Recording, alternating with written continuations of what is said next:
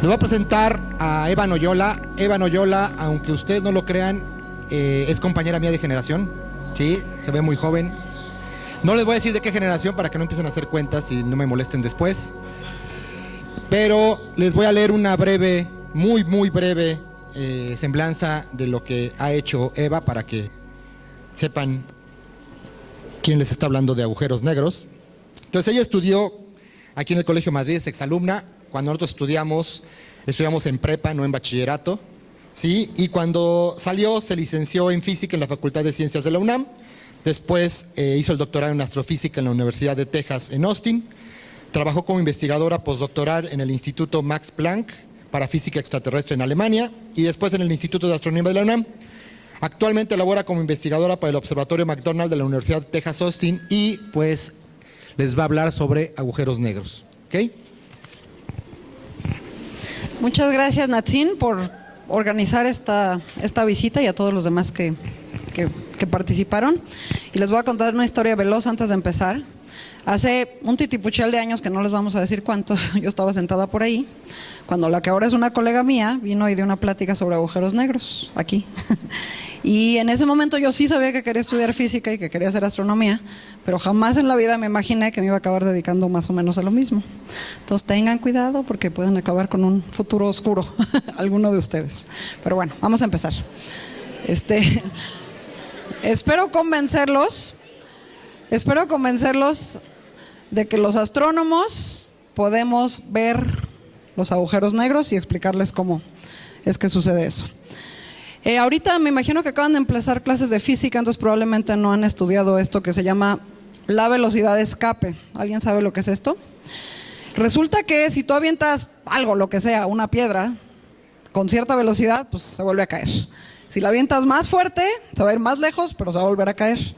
Pero hay una velocidad en la que si logras aventarla suficientemente fuerte, ya estamos hablando de cohetes, es una manera en la que se queda orbitando alrededor de la Tierra, y así es como mandamos los satélites, pero ya tiene que ser una velocidad muy grande.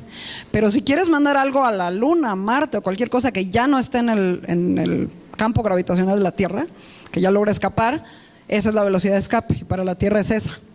Por eso necesitamos cohetes tan grandotes para mandar cosas muy lejos. Entonces resulta que si esa velocidad de escape es más grande que la velocidad de la luz, que es la velocidad más alta que se puede llegar en el universo, pues eso es un agujero negro. Un agujero negro es un cuerpo celeste cuya velocidad de escape es mayor a la de la luz.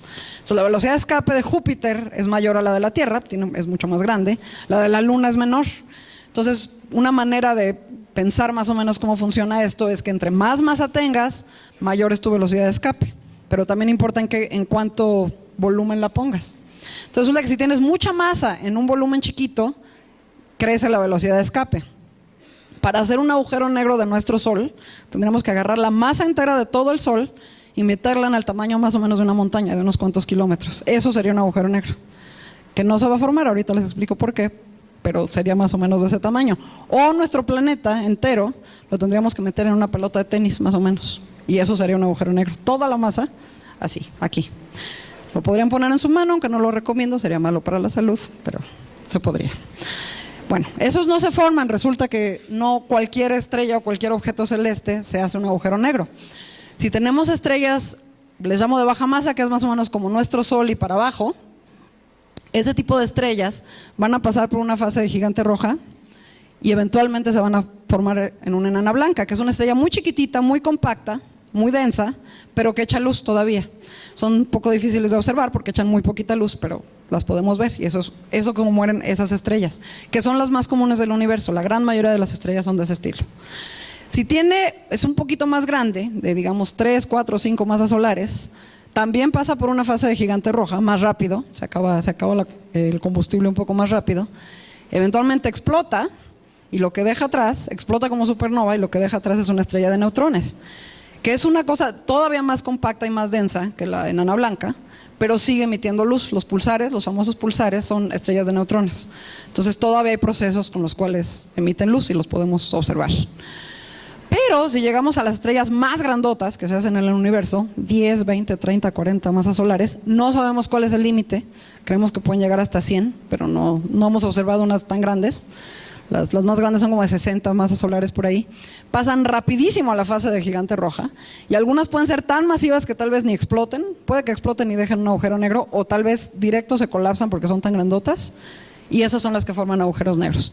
Pero esas son las menos comunes. Entonces resulta que pues sí hay agujeros negros en el vecindario, pero no tantos, y por eso nos tardamos una buena cantidad de años en poder ver que estuvieran ahí. Pero les dije, sabemos que están ahí y no emiten luz y se tragan todo. Entonces, ¿cómo es que logramos saber que andan por ahí? Pues resulta que son muy escandalosos cuando comen, afortunadamente. Entonces, gracias a eso es que pudimos detectar los primeros agujeros negros, por el escándalo que hacen cuando están comiendo. Por ejemplo, en este caso muchas estrellas nacen en sistemas binarios. Entonces, una era más masiva que la otra, se colapsa ese agujero negro, y la pobre que andaba allí cerca eventualmente llega suficientemente cerca, la hace pedacitos, y eso se puede explicar. Por ejemplo, cuando hay cometas que están en el sistema solar, no siempre, pero a veces pasa que vienen, tienen cierto tamaño, pasan por atrás del Sol, relativamente cerca al Sol, y salen del otro lado partidos en 2, 3, 4 pedazos. Por eso se llama fuerza de mareas. La atracción gravitacional en la parte de enfrente es más fuerte que la de atrás y se rompe. Entonces, una versión súper extrema de eso es la que pasa en estos casos. La hace pedacitos, espagueti, y luego se lo come, y hay procesos muy energéticos que suceden ahí. Les voy a pasar en la siguiente. Estos procesos energéticos es esencialmente el gas. Antes de caerse al agujero negro, el gas embarra uno con otro, digamos, y eso son lo que produce mucha luz óptica, rayos X, rayos gamma, cosas por el estilo. Nos tardamos muchos años en lograr observar estas cosas porque no teníamos los observatorios de rayos X necesarios para poder hacerlo. Pero una vez que lo tuvimos, pudimos distinguir entre estrellas de neutrones y agujeros negros. Y la razón es que una estrella de neutrones pasa más o menos lo mismo. Les dije que era un objeto muy denso, con mucha atracción gravitacional, forma el disco, puede que tenga hasta estos jets, pero cuando cae material en la superficie, hay una superficie, digamos como canica, ¿no? Como una bola de boliche. Se choca el material y provoca rayos X, como en este caso. Entonces tú ves una fuente de rayos X en el centro de este sistema, y eso es una estrella de neutrones. En cambio, en el caso de un agujero negro, se fue, te lo tragaron y adiós. Entonces la emisión de rayos X es distinta entre uno y otro, y por eso es que hasta que tuvimos los telescopios de rayos X pudimos verlo. Todo esto que les conté es en sistemas estelares, son estrellas individuales. Pero resulta que hace muchísimos años, tipo 100, descubrieron unas estrellitas azules extrañas. De hecho, un buen catálogo de esas estrellas se hizo aquí en México, en el Observatorio de Tonantzintla, que se llaman cuasares. Y eran objetos cuasi estelares porque se veían como estrellas azules, pero rarísimas, no se parecían nada a las otras estrellas azules que conocimos. Y durante décadas se pelearon muchísimo para ver qué eran, hasta que descubrieron que eran agujeros negros muy brillantes y muy lejos, en realidad eran del tamaño de galaxias. Entonces resulta que hay agujeros negros mucho más grandes, que hacen el mismo tipo de escándalo, pero mucho más, y se ven hasta mucho más lejos, que son en las galaxias. Y entonces la lógica fue, ok, si en algún momento estaban haciendo ese escándalo, tarde o temprano se les acaba la comida, ya no hacen el escándalo, pero ahí se quedan, no tendrían por qué irse a ningún otro lado. Entonces tiene que haber reliquias, digamos, agujeros negros apagados, sin comer, en las galaxias que tenemos ahora, las galaxias viejas. Y fue eso justamente lo que vio el telescopio espacial Hubble cuando lo lanzaron. Es una de mis imágenes preferidas porque es muy impresionante. Ese es el centro de una galaxia elíptica gigante, de las más grandes que hay en el universo. Está en el centro del cúmulo de Virgo, que es un cúmulo galáctico muy grande que está cerca de nosotros. Es una galaxia que es como 10 veces más grande que la nuestra. Entonces es una galaxia que se hizo de muchas galaxias que se embarraron unas con otras. Y cuando se metieron a ver el centro, ya hay muy poco gas ahí, las estrellas son muy viejas. Se encontraron esa rayita azul, que es un jet, como estos que se tenían muy bajito, por eso no lo pudimos ver hasta que lanzamos el telescopio espacial Hubble. Con los de la Tierra no se alcanzaba a ver, pero eso solamente puede existir ahí si hay un agujero negro en medio. Solamente un agujero negro puede hacer ese tipo de jets. Entonces resulta que sí hay agujeros negros muy grandotes en el centro de la gran mayoría de las galaxias, aunque ya sean viejas y aunque la comida se haya acabado. Y es un trabajo que se hizo durante los 90s y los 2000s. Hasta entonces nos dimos cuenta que había esos agujeros negros de millones de masas solares en el centro de las galaxias. Y resulta que aunque no tengan mucha comida, siempre hay alguna pobre estrella con mala suerte que llegó y se acercó suficiente, o un gas que quedó de otro tipo de procesos de formación, o nubes moleculares, y eventualmente pues sí, se forman estos discos y estos jets. Algunos pueden ser muy, muy chiquitos. Entonces la lógica sigue. Ok, hay agujeros negros en un montón de galaxias por ahí, en todas las que hemos visto alrededor. Y la nuestra, nosotros estamos en una galaxia. La cosa es que no pudimos observar el centro de nuestra propia galaxia durante mucho tiempo porque es muy difícil. Es una zona, nuestra galaxia es joven, a diferencia de las demás. Tiene mucho gas, está formando estrellas. Y cuando las estrellas se forman, producen mucho polvo interestelar que nos tapa la luz visible. Y la gran mayoría de los telescopios que tuvimos durante años eran de luz visible. Entonces tuvimos que esperar hasta que teníamos telescopios infrarrojos con aparatos suficientes para poder ver el centro de la galaxia, si no se ve pues oscuro en longitudes de onda ópticas. Entonces lo que hicieron aquí fue agarrar uno de esos telescopios y tomar una foto, ahí se ve la fecha arriba que se está moviendo. Toman una foto y las van pegando cada tantos meses y van haciendo una especie de videíto. Y entonces así podemos ver el movimiento de las estrellas en esa área de la galaxia. Entonces cuando se acercan van a ver lo que le pasa a una de las estrellas. Están ahí moviéndose unas, pues se atraen las unas a las otras, se mueven más o menos, pero vean esa como hace ¡up! Iba como si nada, ella feliz de la vida y ¡pum! Algo le dio un mulazo que acabó dando la vuelta muy fuerte. Como, no sé si se acuerdan, había un juego que se llamaba El Látigo, que ibas así de repente, ¡buah! Te daba la vuelta. Pues hagan de cuenta que se subió el látigo a esta pobre estrella. ¿Por qué? Pues ahí no se ve que haya particularmente nada. Pues lo único que puede hacer eso es una masa muy grandota que no emite luz. Entonces resulta que ahí está el agujero negro en el centro de nuestra galaxia. Y afortunadamente es un resultado tan importante que se midió en más de un telescopio. El de este lado está en Chile, es el del Observatorio Europeo, y el de este lado está en Hawái, es de un consorcio de universidades americanas. Y como pueden ver, fueron grupos independientes, instrumentos independientes, telescopios independientes, análisis independiente, tienen súper bien medidas los dos grupos, las órbitas de todas las estrellas y lo han seguido midiendo. Estos videos son más o menos viejos, hasta la fecha siguen haciendo este monitoreo. Entonces, gracias a toda esa información que tenemos de tantas órbitas de estrellas, este agujero negro es el mejor, con la masa mejor medida de todos, hasta la fecha, con este tipo de métodos. Entonces tiene unos 2 millones de masas solares. Ese es el tamaño del agujero negro de nuestra galaxia. Entonces, ya les platiqué que tenemos agujeros negros de cuando las estrellas se mueren y comen y etcétera. Esos van calculamos que de 10 hasta 100 masas solares. Lo más que hemos observado son, les dije, unas 60 y pico, pero pues calculamos que podrían llegar tal vez hasta 100, pero no mucho más, porque las estrellas no son tan grandes. Y por otro lado están los que están en el centro de las galaxias, que empiezan por ahí del 1.000.000 de masas solares. El nuestro, por ejemplo, es de los más chicos. Y siguen a miles de millones de masas solares. Entonces, como pueden ver, hay un pedazote de rango de masas en medio, donde no habíamos encontrado agujeros negros hasta hace muy poco. Y no hay ninguna razón física para que no existieran en ese rango medio. Pero por alguna razón no se nos han aparecido, o no comen mucho o algo por el estilo. Entonces decidimos ir a buscarlos. Y por ahí es más o menos la época en la que yo empecé a hacer mi tesis. Entonces ahorita van a ver qué fue lo que estuve estudiando.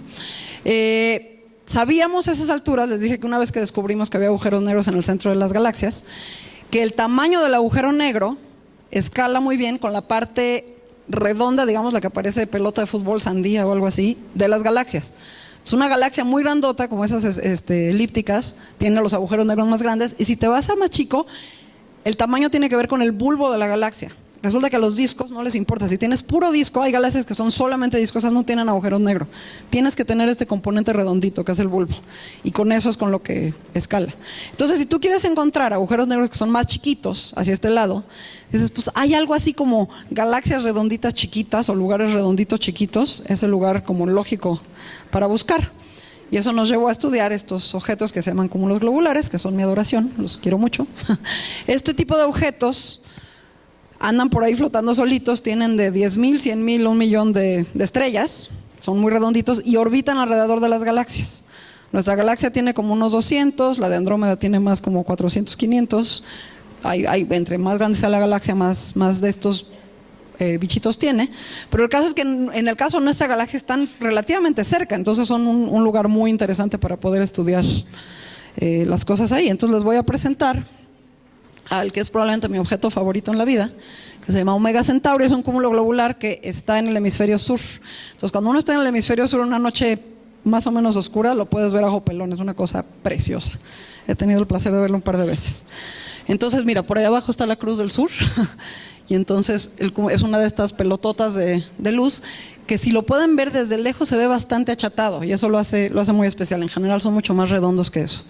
Pero el caso es que podemos obtener datos con diferentes telescopios que nos permiten estudiar prácticamente las estrellas individuales. O sea, tenemos mucha información de estrellas individuales en el caso de estos cúmulos. Y con eso podemos estudiar cosas con bastante detalle. Entonces, esto fue lo que yo hice, bueno, parte de lo que hice en mi tesis. Y eso es lo más cercano que van a ver a los datos crudos como los usamos los astrónomos. Resulta que no usamos cosas así bonitas de colores y que se mueven en películas, son cosas más feitas como esto. Pero con esto sacamos la información que necesitamos. En la parte de arriba está una imagen del telescopio Hubble en el centro de este cúmulo globular. Entonces tenemos la idea de dónde están las estrellas en el centro. Y la parte de abajo es la imagen que toma un telescopio en la Tierra a través de la atmósfera. Como pueden ver, es muy diferente. O sea, la cantidad de ruido que le mete la atmósfera terrestre es enorme. Entonces, la manera de saber si estamos viendo en el mismo lugar, esencialmente, es si borroneamos un poco la imagen de arriba para hacer como que pasa por la atmósfera y ahí nos damos cuenta que sí estamos viendo en el mismo lugar. La diferencia es que si queremos encontrar un agujero negro aquí, va a ser mucho más chico que el centro de la galaxia. Entonces, si quisiéramos hacerlo de la película, de tomar foto y ver cómo se mueven las estrellas en el cielo, tardaremos muchísimo tiempo. Sería una cuestión de centenares de años. No tenemos el tiempo para hacer eso. Entonces, tenemos que hacer un truco y tomarlo así como instantánea, que es, en vez de medir el movimiento así, medimos el movimiento así. Y eso se hace tomando espectros y se usa el efecto Doppler, como el de la ambulancia. Donde si una estrella se está acercando hacia mí, se corre hacia el azul, y si otra estrella se está alejando de mí, se corre hacia el rojo. Y con eso, de un solo golpe, con este tipo de información en cada uno de esos hexágonos, podemos medir la velocidad. Entonces, ya teniendo todos estos datos, se puede hacer el truco siguiente. Los astrónomos no tenemos básculas, no podemos ir a agarrar así, ay, ven, te traigo la luna y te siento a ver cuánto pesa. Lo único que tenemos para medir masas son velocidades de objetos con respecto a otros. Es la única manera de medir masas. Entonces, allá tenemos un mapa de todas las estrellas que hay en el cúmulo globular. Podemos decir, ok, si tengo esta cantidad de estrellas, esta es sé sus masas, más o menos, por un montón de formación estelar y cosas. Sé cuánta masa espero tener si lo que está ahí son solamente las estrellas. Sé la velocidad que espero si las estrellas se están atrayendo gravitacionalmente unas a otras. Y si la velocidad que mido es más grande que eso, quiere decir que hay masa extra que no echa luz. Y eso fue justamente lo que medimos. Había una subida de velocidad bastante seria en esto comparado con lo que esperábamos de las estrellas. Entonces aquí encontramos un agujero negro de 40,000 masas solares. Entonces encontramos uno de esos codiciados agujeros negros de masa intermedia en este objeto. Y al parecer hay otros cuantos en los cúmulos globulares de nuestra galaxia, poquitos, onda media docena. Entonces, bueno, eso fue trabajo que hice yo en mi tesis. Entonces aquí hicieron, porque en su momento fue un descubrimiento que tuvo comunicado de prensa y etcétera, entonces hicieron videos bien bonitos. Es una animación, no son datos, ojalá sería magnífico. Lo que quiero enseñar es que si fuera como el centro de la galaxia, pues eso pasa, las estrellas andan por ahí, andan dando vueltas, pero no les pasa nada, están suficientemente lejos del agujero negro, la densidad es tal que no pasan tan cerca. Entonces lo único que puedes medir son esas velocidades y esas órbitas. En este caso no tenemos el lujo de ver al agujero negro comiendo. Sería mi sueño, o sea, para los astrónomos cuando decide comer un agujero negro es así, ¡woohoo!, porque tenemos muchos datos extras. Bueno, en este caso sería magnífico que un día decidiera comer, pero no lo ha hecho. Todo lo que les dije es astronomía más clásica, la que hacíamos con radiación electromagnética, lo que podemos hacer con telescopios. Pero de 3 años para acá se acaba de abrir una ventana nueva para estudiar agujeros negros, que es súper emocionante. Y esa nueva ventana son las ondas gravitacionales. Resulta que cuando 2 agujeros negros colapsan en uno solo, es un proceso tan ridículamente energético que mandan ondas en la fibra del espacio-tiempo. La manera más fácil de ilustrarlo es como agarras una piedra, la echas a un estanque y se hacen olitas. Pues aquí pasa eso, pero a nivel del espacio-tiempo en el universo. Y eso es lo que estamos detectando. Cómo se mueve. Bueno, les voy a enseñar la siguiente. Lo que tuvieron que hacer es construir un par de máquinas impresionantes. O sea, yo me acuerdo cuando las estaban planeando y decía, no, pues suena padrísimo, pero nunca lo van a lograr, esto es una locura. Lo que tienen que hacer es poner unos túneles con unos cristalitos al final que van a detectar este movimiento. Tienen que estar súper aislados del resto, imagínense, del resto del mundo por temblores, camiones, lo que sea. Y este cristalito se mueve, lo que tienen que detectar es un movimiento que es más chico que el tamaño de un núcleo atómico, pero lo detectan. Y la manera de saber que fue eso y no un camión, un temblor o cualquier otra cosa, es si haces dos. Entonces uno de ellos está en el noroeste de Estados Unidos, en el estado de Washington, y el otro está en el estado de Luisiana. Entonces si la señal llega igual a los dos lugares, quiere decir que sí vino de afuera de la Tierra, sí es astrofísica, y detectaste que dos agujeros negros se embarraron uno con otro. Entonces fue una historia realmente fantástica, porque cuando por fin lograron construir las máquinas con la precisión adecuada para medir esto, dijeron, bueno, vamos a aprenderla a ver si el nivel de ruido es el que esperamos y pero no esperaban gran cosa. La aprendieron como un mes y medio, era una, digamos, observación ingenieril, más para ver cómo les había quedado el aparatito. Y a los algo así como 7 días, ¡pum!, apareció ese monstruo gigantesco. Les apareció la señal y en ese momento supimos que Einstein tenía razón. Sí había ondas gravitacionales, no solo eso, había agujeros negros que se embarraban el uno con el otro, y otro eran mucho más grandes que todos los demás que habíamos visto antes con rayos X. Los agujeros negros que conocíamos en nuestra galaxia, por esas binarias que les digo, eran de este tamaño. Y el que detectamos ahí es muchísimo más grande. Entonces aprendimos así de golpe un montón de cosas. Fue un día muy, muy feliz para todos los físicos del mundo. Y nada más en esos que les dije que fueron como 6 semanas, un par de meses, detectaron 3 señales de estas. Y luego lo tuvieron que apagar para hacer arreglar ciertas cosas, mejorar la máquina, y etcétera, etcétera. Lo volvieron a aprender lo mismo, fueron 2 meses y aparecieron muchos más. Entonces, están ahorita a punto, les digo que no sé la fecha exacta, pero es tipo la semana que entra, están ahorita alborotadísimos porque están a punto de volver a aprender las máquinas cuando ya les arreglaron todavía más cosas. Van a ser todavía más sensibles. Y son 3, ahora son las dos americanas más una europea. Entonces, teniendo las 3 máquinas, si se detecta una señal en las 3, la cantidad de información es de mucho mayor calidad, podemos saber de dónde vino. Entonces, vaya, no sé si han visto, les digo, ese meme que sale cada vez que hay, digamos, un eclipse solar, y entonces está un monito sentado enfrente de la computadora y le empieza a salir 1, 2 y 20 y se queda ahogado en eclipses solares porque todo el mundo está posteando sobre eso. Pues así vamos a estar los astrónomos, nos van a empezar a caer así información sobre agujeros negros a lo bestia cuando aprendan estas cosas. Entonces está súper emocionante el asunto. Entonces, ya para acabar, les digo que ahora ya sabemos que hay agujeros negros en, digamos, todos los rangos de masa en el universo. Sigue habiendo un montón de preguntas, seguimos sin saber cómo se relacionan unos con otros, si unos forman a los otros o son procesos separados, cuáles son las conexiones, y como en toda la ciencia siempre pasa eso, cada vez que respondes una pregunta te salen 10 nuevas, entonces nunca nos vamos a quedar sin chamba. Es algo que por eso me gusta mucho hacer esto. Entonces les doy las gracias y espero que tengan muchas preguntas. Gracias.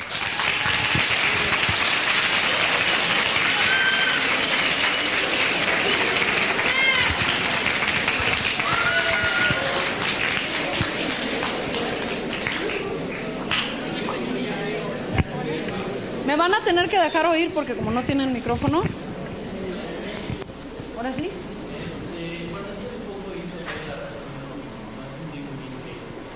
Bueno, mira, yo no me dedico a la cuántica, entonces lo que sé tampoco es gran cosa, pero ese es un asunto totalmente teórico y tiene que ver con teoría cuántica, no tanto astrofísica. Pues dice que en el fondo sí hay un poquito de información que se escapa de los agujeros negros, pero es súper lenta, es súper poquita y te digo, está a nivel cuántico. Entonces, si tú formas un agujero negro chiquitito cuántico, tipo en un túnel de estos de aceleradores de partículas, su vida es cortísima, es muchísimo menos que un segundo por la radiación de Hawking, a ese nivel. Pero en los grandotes no es nada, es quitarle un pelo al gato. Entonces, es una cosa que teóricamente es súper interesante, pero jamás vamos a tener los instrumentos para medirla en los agujeros negros astrofísicos. Pero en laboratorio hay gente que está tratando de hacer símiles de agujeros negros, cosas que se comporten cuánticamente igual a un agujero negro y ver si la logran medir. Pero hasta esta fecha es estrictamente un asunto teórico.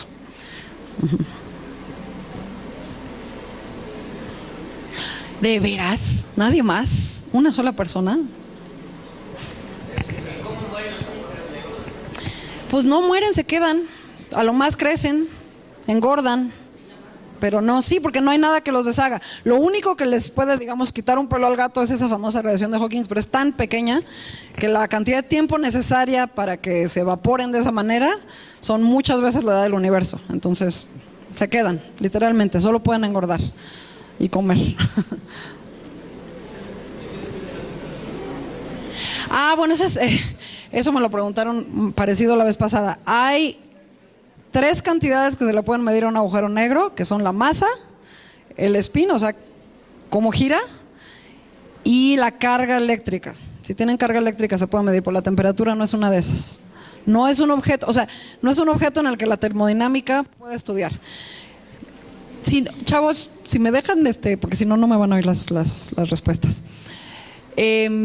Los sistemas termodinámicos son sistemas clásicos y el concepto de temperatura es para sistemas clásicos y tienes que poder medir a qué velocidad se mueven las partículas en la sustancia a la que le quieres medir la temperatura.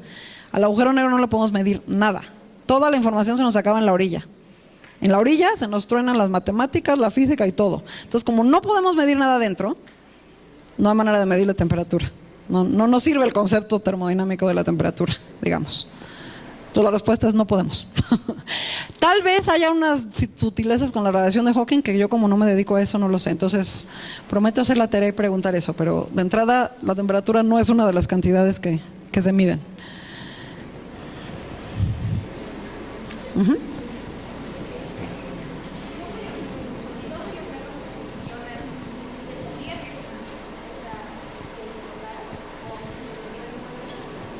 No, los agujeros blancos son también un asunto estrictamente teórico, porque es lo contrario de un agujero negro, es algo que emite una cantidad infinita de radiación. Entonces, créeme que si existieran ya los hubiéramos visto, porque sería una cosa súper brillante. Entonces, no pasa de ser un concepto solamente teórico. Y no, pues no, lo que pasa cuando se fusionan 2 agujeros negros es eso que te enseñé, se hace uno más grande. Y otra cosa que no les alcancé a decir, pero es súper impresionante y emocionante: la suma de los 2 agujeros negros individuales que se fusionaron es varias masas solares mayor a la del agujero negro que queda. Ese, por ejemplo, el grandote que pasó primero, 3 masas solares enteras se perdieron en la radiación. Por eso les digo que es un proceso súper energético. Esto está pasando lejísimos, en una galaxia bastante lejana a la nuestra, y lo podemos, o sea, llegan hasta acá las ondas porque es tan energético. Entonces, una buena cantidad de la masa se pierde en radiación, pero, o sea, nada más, el resto se hace un agujero negro más grande.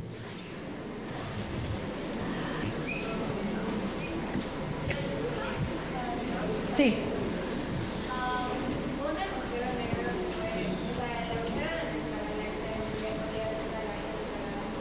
No, esa es otra cosa que también no lo digo en la plática, pero gracias por la pregunta, porque imagínense, tenemos el sistema solar, están los planetas en las órbitas. El único planeta que tiene una órbita que no es kepleriana, o sea, clásica, con las leyes de Newton, digamos, es Mercurio. El Mercurio es el único que tiene efectos que tienen que ver con la relatividad general. Entonces, su órbita hace una precesión famosa. Incluso eso, si tú agarras el Sol y llega un mago y te lo hace un agujero negro en el momento, evidentemente te enteras porque la luz que tenías antes ya no está, pero gravitacionalmente da exactamente lo mismo. A ti no te importa si era el Sol o si ahora es chiquitito y es un agujero negro. Tus órbitas seguirían idénticas.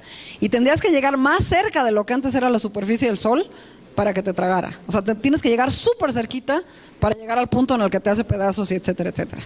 Entonces, la respuesta es de ninguna manera. Hasta la estrella esa que dio la vueltota, pues sigue. Lleva no sé cuántas órbitas, cada 20 años más o menos le da la vuelta y no le pasa nada. Entonces, no afecta ni a la estrella más cercana. Tienes que estarte muy, muy, muy cerca para que te haga pedazos. Entonces, no es una aspiradora, digamos, para nada. Es lo único que se siente es la gravitación para la gran mayoría de las estrellas. Perdón.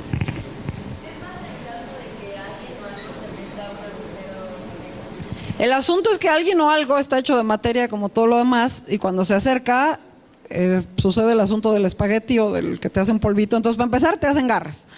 Entonces ya no eres alguien o algo, eres los pedazos de lo que solía ser, digamos. Pero, pues hay teorías, pero de nuevo, son teorías cuánticas súper así sofisticadas y muy, muy, muy estrictamente en el papel. pues que dicen, bueno, puedes conectar dos pedazos del universo y entonces entras por uno y sales por el otro y bla, bla, bla, pero no les puedo decir a qué nivel de verdaderamente solo teórico es este asunto. O sea, no, a nivel práctico, están bien lejos, entonces de aquí a que nos metamos aún no falta mucho, pero dos, cualquier cosa que mandemos cerca, aparte, si está comiendo otra cosa, si tiene uno de estos discos de acreción, la radiación de esos es durísima, es como una estrella de las más brillantes. O sea, tampoco, si logras pasar la radiación antes de que te hagan garras, ya tuviste suerte. Entonces, es un lugar muy hostil, digamos.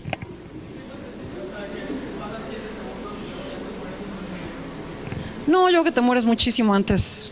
Lejos de cuando te hacen pedacitos, sospecho que sería suficiente para matarte, tristemente. A ver, ¿me dejan oír?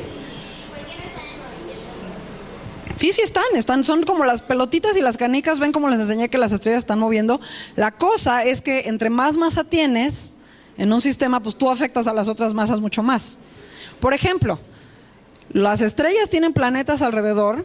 Los planetas, pues digo, están en unas órbitas grandes, se mueven todo el tiempo, pero la estrella también se mueve por la presencia de los planetas. Así es como detectamos planetas en otros sistemas solares, por el bamboleo que hacen las estrellas. O sea, aquí pasa lo mismo, la verdad es que entre más masivo sea el objeto del centro, pues más chiquito es el bamboleo, pero claro que se mueven, definitivamente se mueven. Nomás que lo demás se mueve más, pero sí se mueven.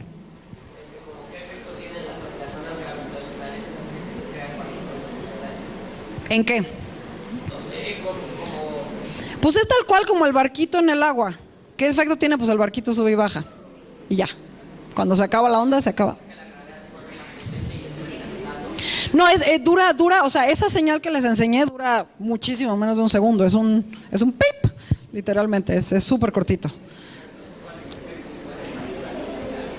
Pues es que, mira, en una fuente tú echas la piedra en el centro. Las ondas son fuertes en el centro y conforme se van yendo a la orilla, pues eventualmente ya no las detectas. Pasa lo mismo aquí. O sea, cada vez se van haciendo más débiles. Y una vez que pasaron. Pero sucede todo el tiempo. O sea, si tuviéramos un aparato todavía más sensible, estaríamos viendo así con un ruido de muchas de estas señales. O sea, si el universo está lleno de estas señales. Pero son chiquitititas.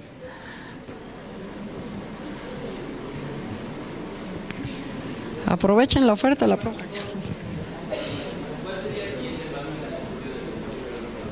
No, pues hay muchos, porque hay gente que está muy concentrada en los chiquitos estelares.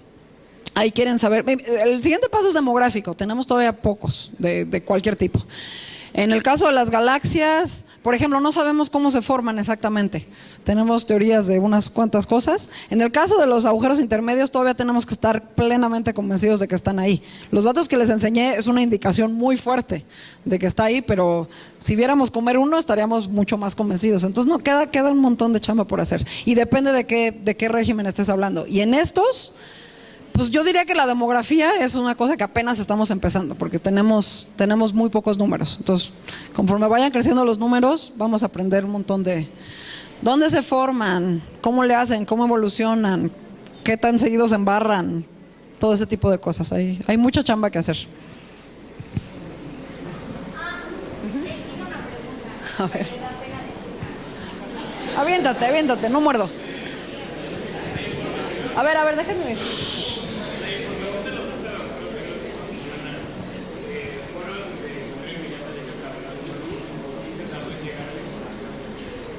Bueno, se tarda en llegar lo que tarda la velocidad de la luz en llegar a donde sea. Entonces, pues sí pasó hace millones de años hasta que nos llegó acá, pero es lo mismo con cualquier cosa, con una supernova que explota o un cuasar o lo que tú quieras.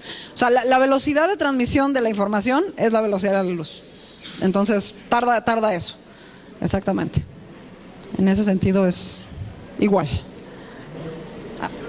¿La última? ¿Qué onda con los agujeros de gusano? De nuevo, los agujeros de gusano, la parte que me fascina de su existencia es que nos ha dado una cantidad de ciencia ficción muy divertida. Gracias a eso podemos hacer un montón de capítulos de Star Trek, películas, lo que se les dé la gana. Pero es totalmente teórico.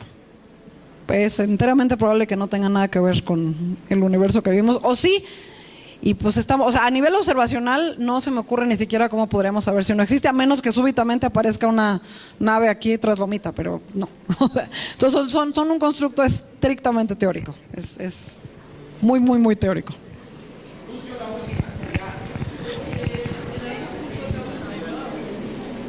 En algún punto acaba una onda. En algún punto no la puedes detectar más, pero técnicamente acaban a nivel cuántico. Digamos, cuando llegan a niveles cuánticos, ahí se nos acaban las maneras de medir. Entonces, la onda de la fuente, pues se queda mucho más tiempo ahí de lo que tú la puedes ver, pero en algún momento ya no hay. Pero es mucho después de que tú la dejas de ver, digamos. Bueno, jóvenes, les agradezco muchísimo. De nuevo, pásenme.